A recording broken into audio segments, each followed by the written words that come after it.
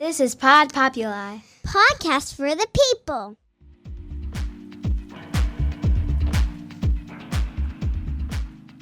Welcome to the Be Create Inspire podcast. I am delighted, beyond delighted, to talk to a good friend of mine, Jen Pansa Rohr, who, I've known you forever, and I've seen the whole gamut of Jen.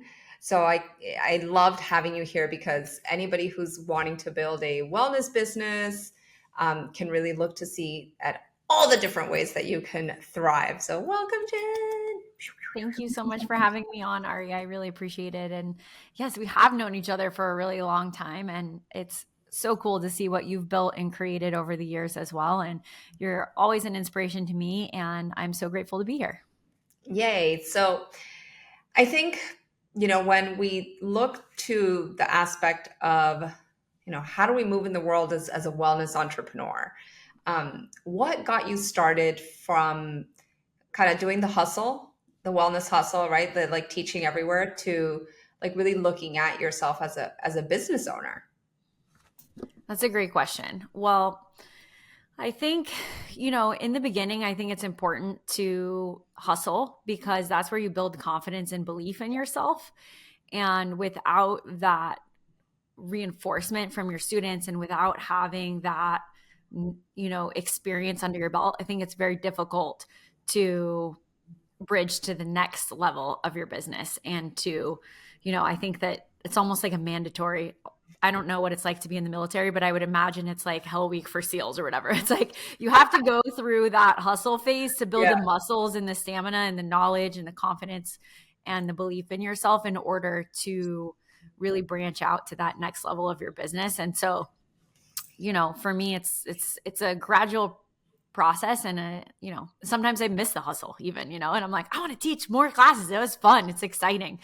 And the grass is always greener, right? So I don't think anyone ever has it necessarily completely figured out, but it's more about, for me nowadays, it's more about finding balance of creating and amplifying my impact, staying true to my mission, and also, making it a sustainable living and not only just sustainable, but really creating a larger life for myself and for the world. So it's kind of like, I don't even know if I answered your question, but kind of got on a tangent there, but that's my take on things these days. So to give people a little background on you, how long have you been in the wellness industry, and almost what are the different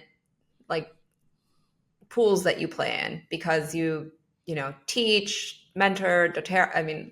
I just gave it away, but you can go deeper into it. Sure. So I started out in yoga, which is how I know Ari, through the Miami yoga community. And Ari was actually already an established teacher in the community when I had first gotten my certification. And so Miami, I would say, is a pretty competitive market in terms of the number of health and wellness studios and fitness spaces and things going on. So when I first got my certification, there really wasn't a lot of availability at studios in different places to bring on new teachers. And I really wanted to teach yoga, but I didn't know how I could make a living. And a lot of the studios actually weren't even interested in hiring me or working with me because I was newer. And so I didn't really know how to get my foot in the door some of these places. And I knew I needed the teaching experience. So I just started teaching my friends in the park and doing random classes, different places. And what I found was that I actually was learning how to become a teacher. So I started continuing these little small group sessions and working with clients. They weren't clients at the time, but just friends one-on-one until I could get more experience. And I did more teacher trainings. And eventually I started actually getting private clients. And by then, of course, I had the confidence and the ability to be able to get into some of the local studios around my area. But that wasn't how I was paying my bills, because anyone who's been teaching yoga knows that, $25 to $45 a class isn't going to pay your Whole Foods bill. In fact, usually the spas that I was working at were right next to Whole Foods. So I would just go from class right to Whole Foods and spend 4 times my paycheck, and was trying to figure out the math of like, how does this work? And how are these yoga teachers actually making money, and what are they doing in their businesses? And so that's when I really started learning about private yoga and how to attract high paying clients and how to stack them in locations and how to really create a sustainable 6-figure business through teaching yoga and not having to be a crazy person, hopping from studio to studio for $25. So that is really how I got my start into wellness. And throughout that process, I feel like teaching, especially in the private setting, because it's more intimate and more relational, you really get to know your students better and what's going on in their lives. It's so much more than a yoga class, and it becomes more about lifestyle choices and becomes more about, supporting them, becomes more extensive than just, downward facing dog. And that's when I really started to get into more of the lifestyle of yoga and how to add in more holistic components, more natural options for helping my students with better sleep and digestion and diet and those types of things. And so I found I was always using essential oils in my classes and my privates, just because who doesn't love lavender, but I didn't really know much about them. And so I had a friend that came to one of my classes and was just like mortified that I was using, I don't know even what brand I picked up at some farmer's market or some Whole Foods thing, and was just mortified that I was using that in my clients. And she was really worried for me that I might get sued or something like that. And I didn't really know much about essential oils at the time, but I certainly was afraid of, having something bad happen with my clients. And so I learned a little bit more about essential oils and quality and purity and all of these different things, and decided to actually have my brand partner with doTERRA, not only for the lifestyle component to be able to support my students better, when they had a kid that was awake at 2 a.m. and they were going to cancel their yoga class on me, that I could say, hey, try this tonight on your kid's upset stomach, and we'll check back in tomorrow in class. But also because doing that was providing a product that was not requiring my time. And that was something that's a consumable good that people could use and reorder, and that I didn't really necessarily have to be part of the equation. And then also the benefits of learning and being exposed to other wellness practitioners who are really teaching me a lot about natural medicine and holistic healing. And I really had no idea how toxic my life was until I started learning more about that. And so in total, I've been teaching yoga and essential oils for almost 15 years now, which is really crazy. So that means we must have known each other for pushing 20 almost. Which is funny. Yes, absolutely. And I know I was reminiscing with Dawn the other day. We have a really good friend in common about the community classes that we used to teach and go to, and almost brings you back to that.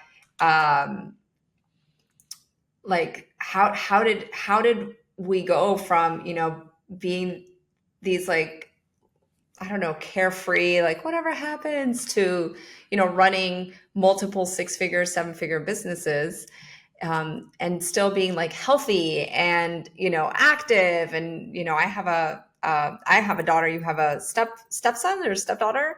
Yeah. Stepson. Stepson. So it's you really can have it all. Why not? There's no sacrifice other than, the sacrifice of sometimes doing the things that you don't really want to do. I have another podcast where I talk about sales, and who likes to follow up with people being like, hey, did you place your order? That's not the most enjoy thing, but looking at that in a different lens of if they ordered that amazing product, that means that they're now living better, that they're not going for the Advil, or they're not going for the, sleep medicine, and they're, at the end of the day, I'm doing a service. So is that really a pain in the butt, or am I actually still working in my purpose? So I don't know. It's just really cool to see, how we've evolved. 100%. I remember becoming a first becoming a yoga teacher and looking, it was back when you owned Trio Yoga and you were teaching handstand workshops and all of the acro classes, and you were just the coolest ever. And it's so fun to see over the years how your boss babe journey has gone. And you're 100% right with the selling thing, because I feel like that's something that I deal with talking to yoga teachers and just in my own mindset that I really had to get over, and that people don't understand is like, yes, of course, we all became yoga and holistic wellness professionals because we want to help and change people's lives, of course.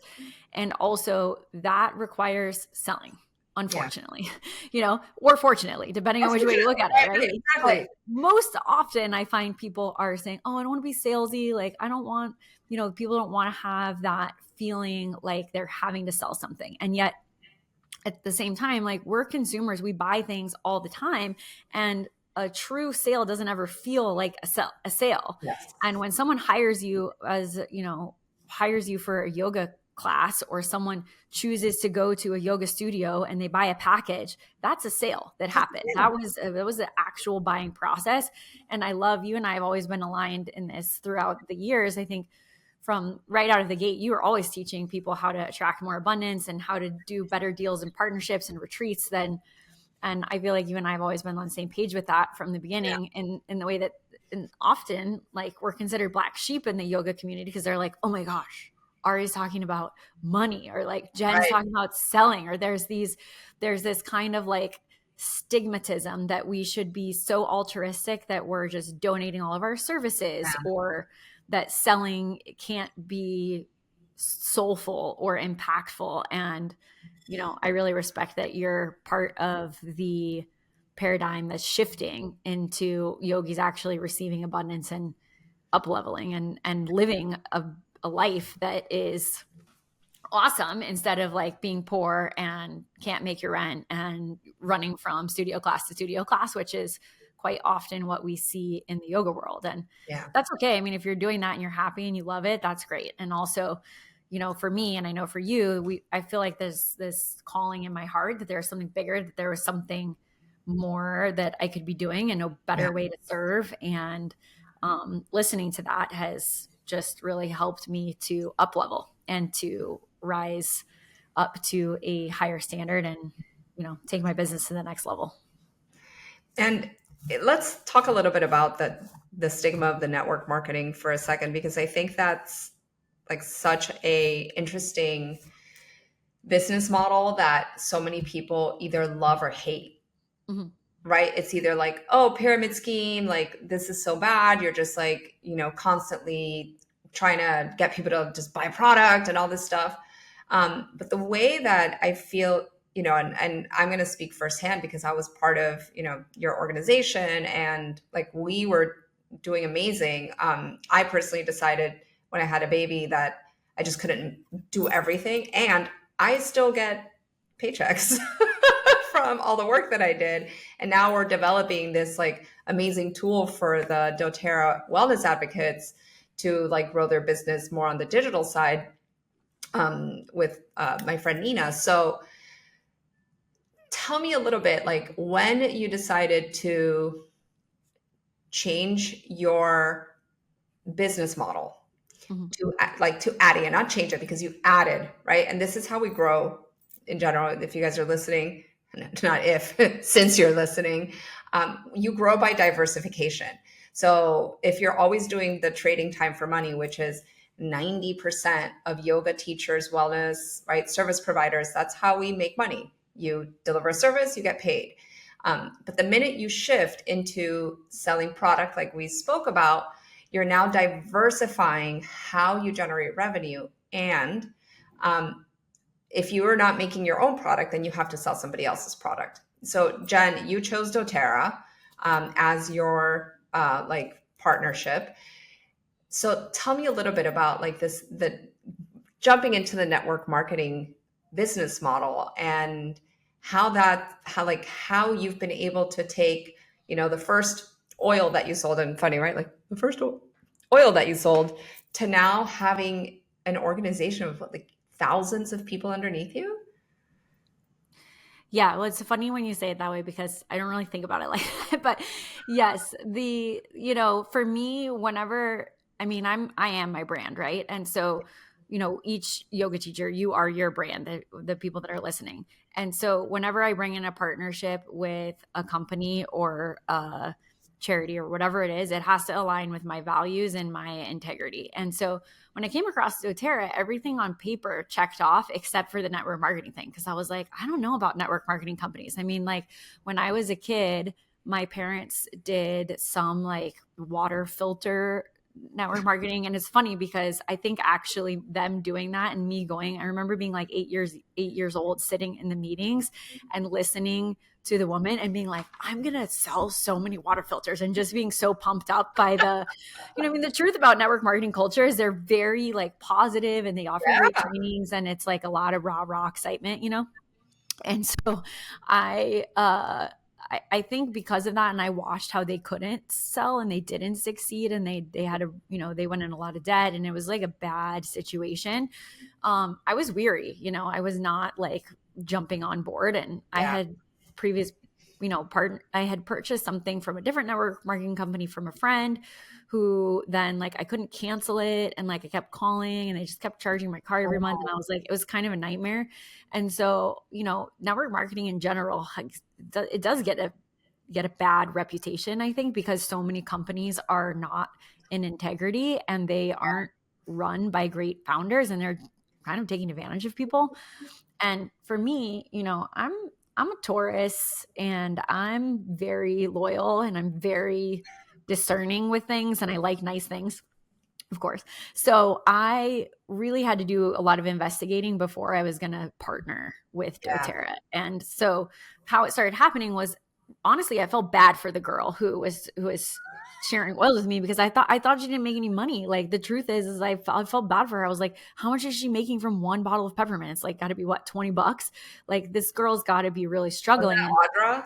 yeah, it was Audra, my friend Audra. You met Audra. Yeah, I know. And she's a really fun, big personality. And I was more just liking the brand because of the science behind it and the quality and the purity. And I knew it was safe and it would work, for my clients. And I was getting great results for myself. And so I, so I would just let her come to my yoga classes and put oils on my students. And then my students would go and buy from her. And I was okay with that because I didn't want to be the oil lady. I didn't really understand it. Yeah.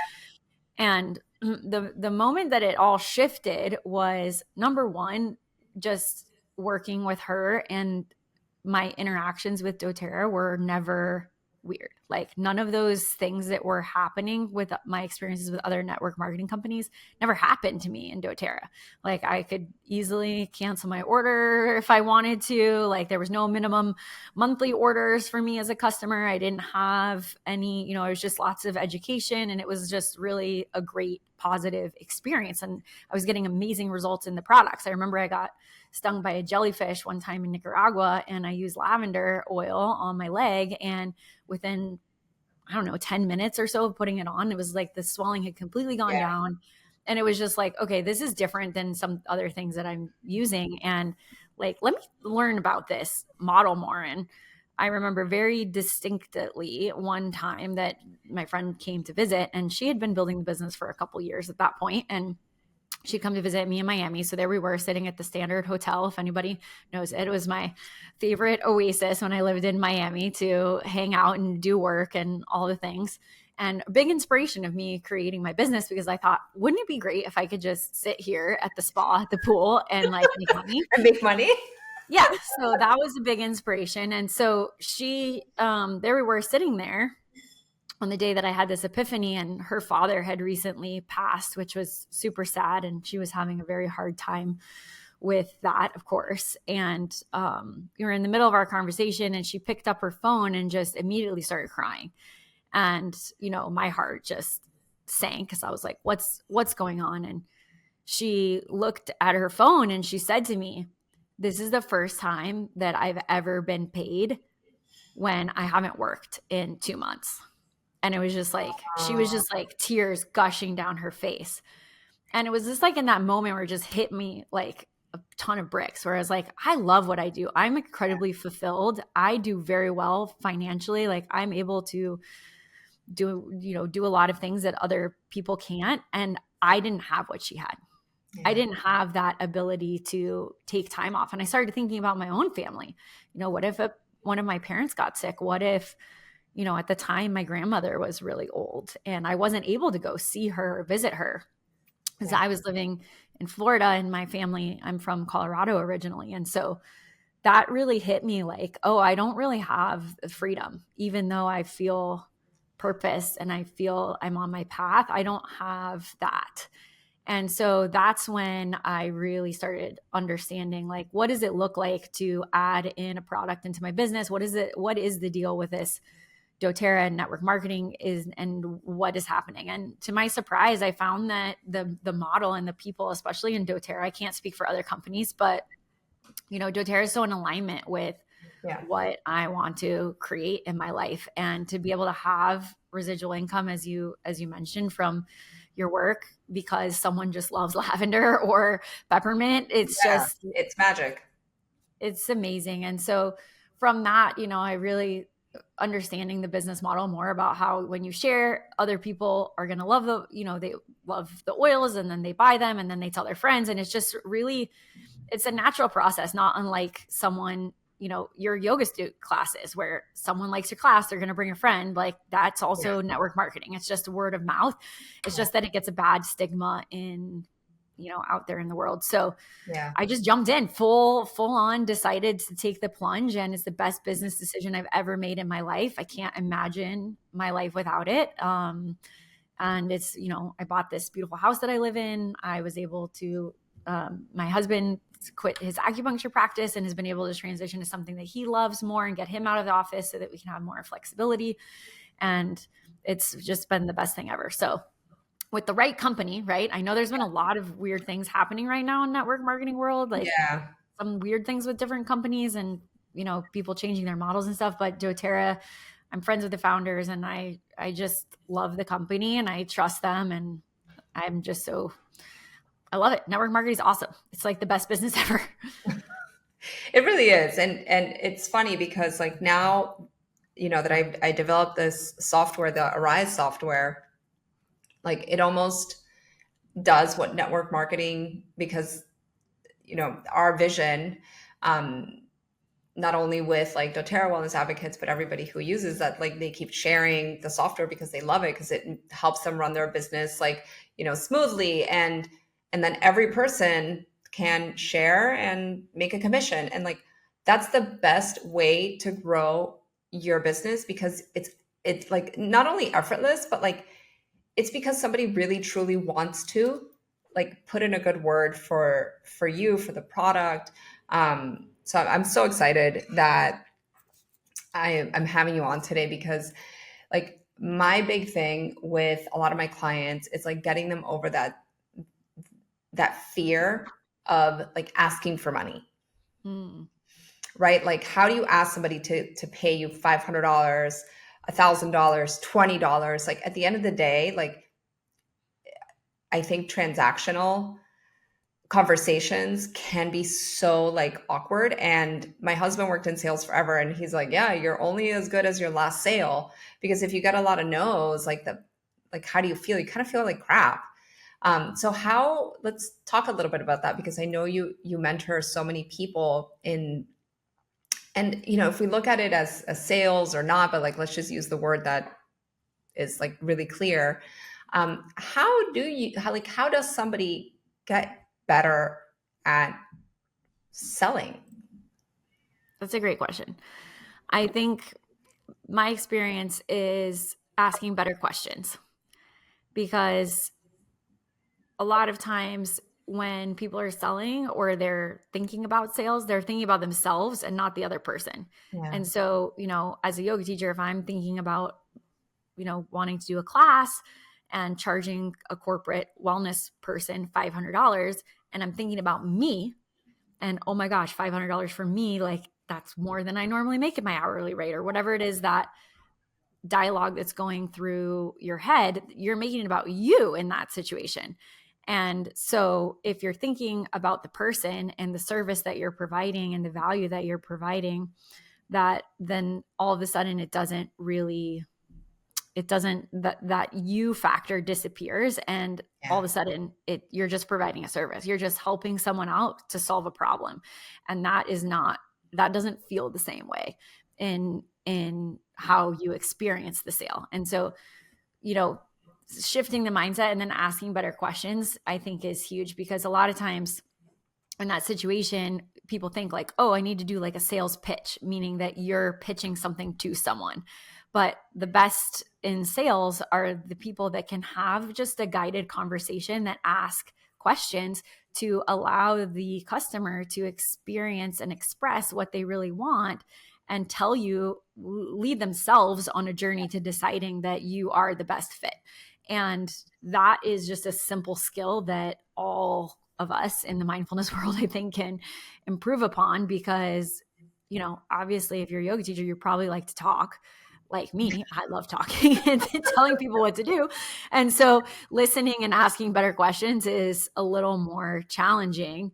It can be, but when you learn the right questions to ask, and you're comfortable in that uncomfortable moment of asking for the sale, then it is just so much easier. Yeah, no, it's so funny. Like, I'm a Gemini, and I'm like, I love to talk as well. Yes, I'm Gemini rising. Perfect. And keeping us on one topic will be impossible. Yeah. We will now diverge into 20,000 different things. All at once. So keeping in this topic of, like growing a business, what have been some of your biggest challenges? Like breaking those like income levels that, I don't know, if you're a Taurus, you're probably also a goal setter. I know my Taurus is. So it's like, what have been some of those, like, oh my God, I remember like sitting in my floor, like crying because something didn't work, or, having that like, am I in the right path? Like, should I be putting all my time into this one basket? I think, like real, honest, like, what the F? So I just dropped my daughter's like glowing giraffe. Sorry. I want a glowing giraffe. That sounds awesome. I'll show it to you. It's pretty amazing. So cute. Well, I think, being, oh my gosh, that's so cute. It's like a raving giraffe. It is. It's insane. So I have to take that to Burning Man next time. The rave giraffe. But yeah, I think that, it's just, being an entrepreneur requires you to be an emotional roller coaster at all times, I think. And I can't honestly say that I'm on the other side of having that experience. So even before getting on this podcast, like, there's always those doubts. There's always those things that come up in your mind of like, am I doing the right thing? You're constantly reevaluating, I think, as an entrepreneur, of where you should be spending your time and how you can up level. And it's almost like, in order to be an entrepreneur, you have to have that insatiable quench for drive and for that creativity to push the boundaries and to build things. And in doing that, I think the best entrepreneurs, I've been listening to a lot of Alex Hormozy lately, who I love. He's like next level, and really understanding that you have to be able to deconstruct things and evaluate things and figure out what's working and what's not, and always question the process. And then once something works, like, just dive into that.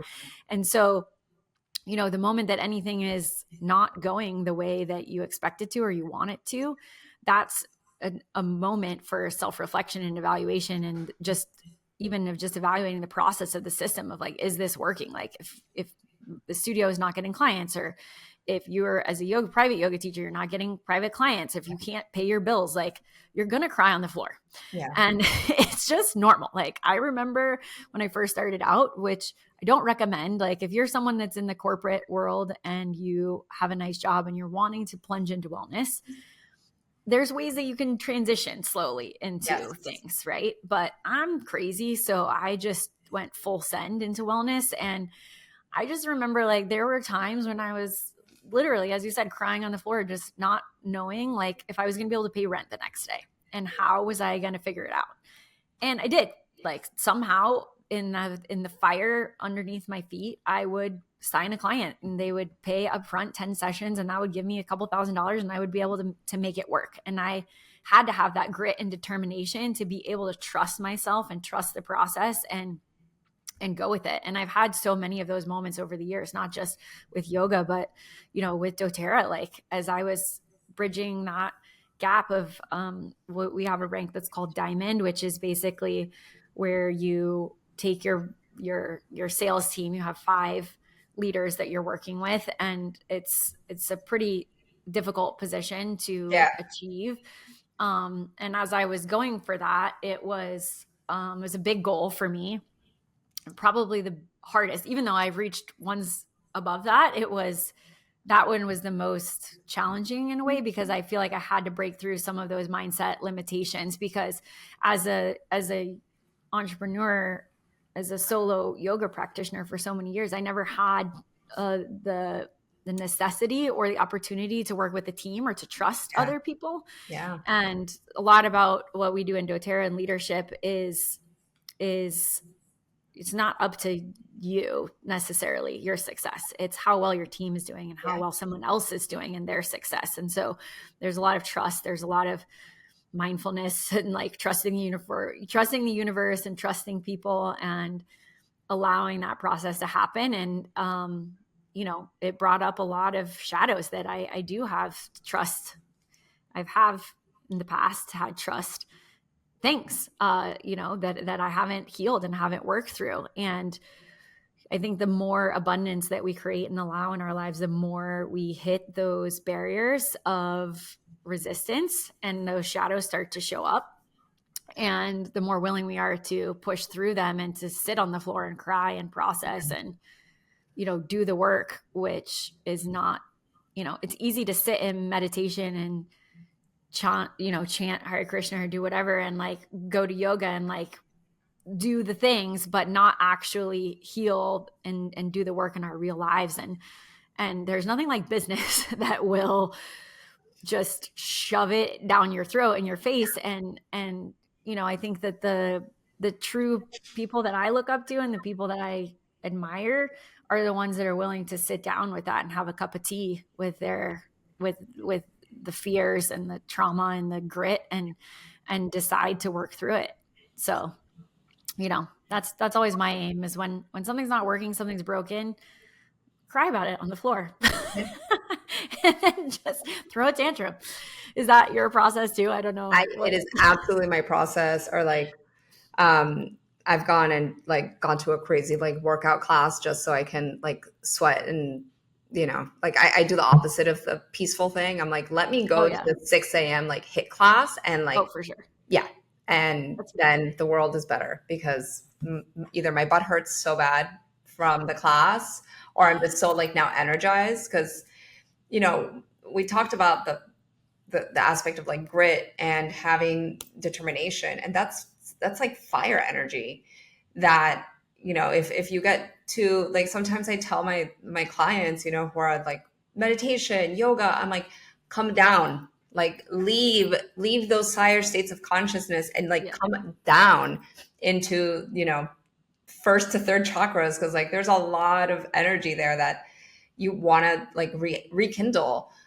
If you're too much, up here in 6th, 7th, chakra, like that's when you're maybe like getting downloads from the universe, like good ideas, but then like sitting your butt down. And like, there's days that I've sat in front of this computer for, 7-8 hours without eating, because I'm like so hyper focused. And I'm like, wait, okay, that's also not healthy. So, but like, I was like, okay, the thing's done. Now I can just like go hang out. Like, I don't have to worry about it. It's done. So there's moments sometimes where you get so fixated, right? With like, okay, I have this goal needs to happen. And that fire, sometimes that's where like burnout, right, consumes you. So then go do your like yin practice, or like go and chant. So but yeah, I've had like full meltdowns, like telling my husband, I hate this, I don't want to do this anymore. And then the next day I'm like, okay, I'm all good, let's go. I'm fine. Yeah. And, part of that is being a woman too, which I never really knew a long time ago when I was building all these businesses, how to like run your business with your cycle and like Oh my God. plan events and all of that stuff. Like if I would have known that stuff, I would have been crushing it. This new generation So much of yoga smarter. teachers, the 20-year-olds are going to be, they're already so rocking it Like 10 steps because ahead. they know. But I agree. Like, you know, I think that there's so much like, oh, being quiet and being still. Like, no, we have a punching bag in our basement. And if you're an entrepreneur, like you got to just get it out. You got to have a scream party. Yeah. It's so much more than just sitting and meditating and being quiet. I found actually that those practices for me actually was a lot of times I was stuffing down my feelings and emotions and not actually expressing them and allowing them to come out, which was more healing for anything in my business, because then I could move on and get past, you know, whatever frustration, some client saying no, or someone letting me down, or whatever was going on, that, you know, it helps a lot. Yeah. So let's leave the podcast with like, what is one key piece of advice? Like if you were talking to somebody who was just starting out their business and they were like, well, and let's not talk about like being a yoga teacher, or like starting, you know, network marketing, just like deciding to make a shift into entrepreneurship.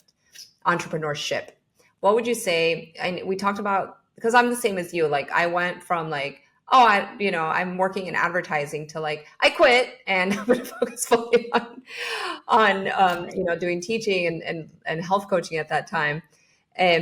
But what would you say is like one key skill set and piece of advice that somebody should like look at immediately when making this choice? That's a great question. So I think that when someone's making the choice to become an entrepreneur, knowing that there will be uncertainty is so important. And that, you know, you may look at Ari, you may look at me and be like, wow, they have it all figured out. We don't.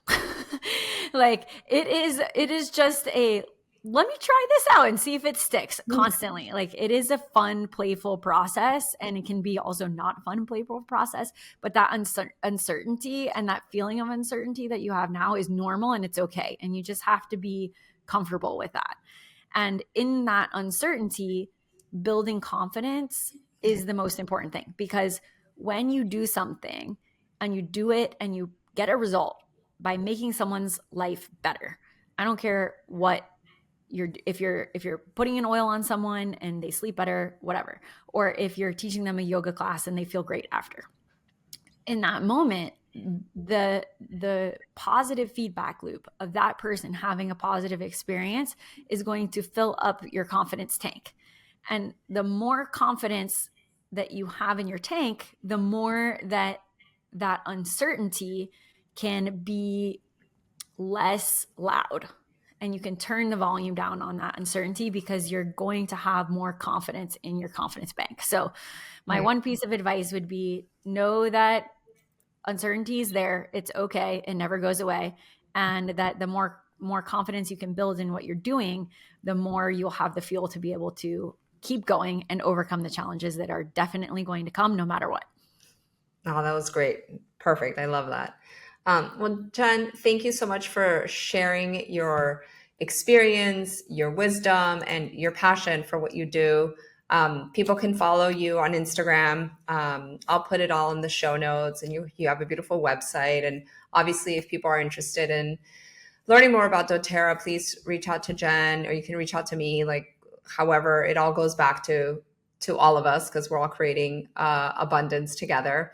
And I can't wait to share this episode with everybody who is wanting to step into that like bigger aspect of themselves. So thank you so much. I love it. Thank you so much for having me, Ari. And I can't wait to see what kind of funnels you're putting together with this new system to support all of us and the online spaces. It's absolutely crucial to build online these days. So thank you so much for having me, and I appreciate you. Thank you.